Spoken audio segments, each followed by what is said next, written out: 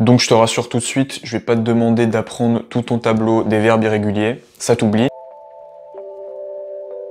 What up, c'est Alex. Aujourd'hui dans cette vidéo, on va voir comment pratiquer son anglais malgré la pandémie actuelle, malgré le coronavirus. Tu sais, pour certaines personnes, c'est frustrant. Je sais à quel point c'est frustrant de ne pas pouvoir aller à l'étranger et pratiquer son anglais. C'est ce que je prône. Et à mon avis, tu le prônes aussi.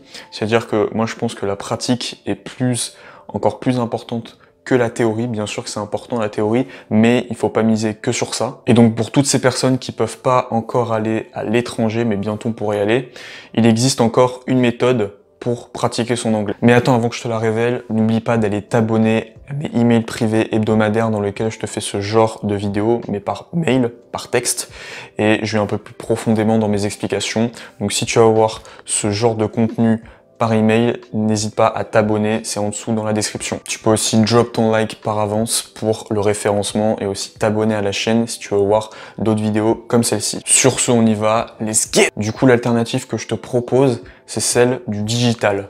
Du coup, le but avec cette méthode, ça va être de concilier l'apprentissage, donc avec la pratique, et l'amusement. Donc je te rassure tout de suite, je vais pas te demander d'apprendre tout ton tableau des verbes irréguliers, ça t'oublie. En plus, moi-même, je ne les connais pas par cœur. Je vais plutôt te présenter 6 étapes pour développer ta pratique en anglais en ligne. Le premier conseil que je peux te donner, c'est de t'enregistrer par l'enregistreur vocal de ton téléphone. Et tu racontes soit ta journée, soit tu te présentes brièvement en 1 minute en anglais. Donc par exemple, je sais pas, je peux dire Hello, I'm Alex, I'm a student in international business and I would like to improve myself in English.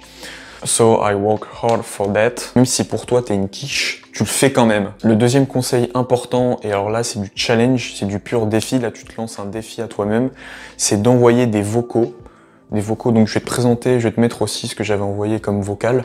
Donc t'envoies des vocaux à des gens dont tu apprécies le travail. Par exemple, tu vas sur Instagram, moi je te conseille d'aller sur Instagram. Ça c'est vraiment un bon exercice parce que en fait c'est comme si tu parlais à l'oral, sauf que tu t'enregistres, donc t'as pas la personne en face, donc t'as peut-être pas ce stress, mais en tout cas ça te fait travailler l'oral, la prononciation, l'accent. Je te suggère d'envoyer des vocaux à des gens qui peuvent potentiellement te répondre. Donc par exemple un compte dans les 1000 à 10 000 abonnés. Le troisième conseil, c'est un conseil qu'on dit généralement de faire, c'est de regarder des vidéos, regarder des films, regarder des séries en anglais.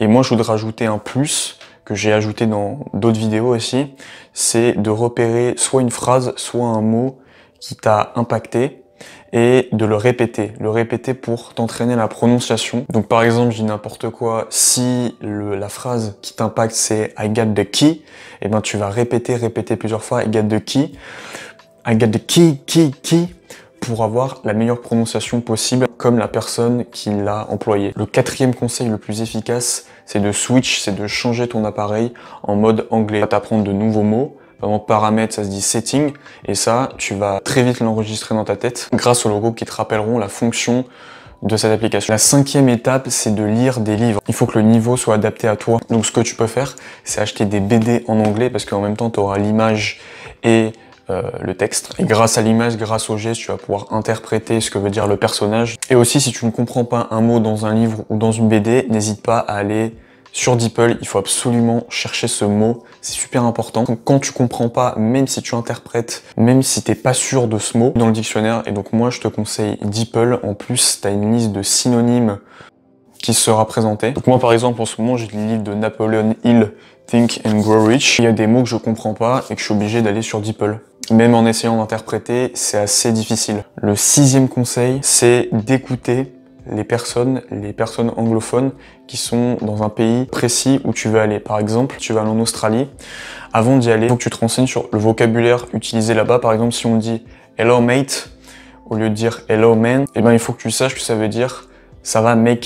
Donc voilà, c'est une bonne manière d'anticiper et de voir comment on parle, quel vocabulaire est utilisé dans ce pays. Donc voilà, c'est tout pour cette vidéo. J'espère que tu vas mettre en place cette méthode. Ça vaut pas la pratique de l'étranger, mais ça va vraiment développer, je pense, ta pratique en tout cas en anglais. Et moi-même, j'utilise tout le temps. N'hésite pas également à aller faire un tour sur mon site internet flexinzone.podia.com dans lequel tu peux trouver des formations gratuites, formations payantes. N'oublie pas d'activer la cloche en bas pour recevoir mes prochaines vidéos. Sur ce, Trust yourself.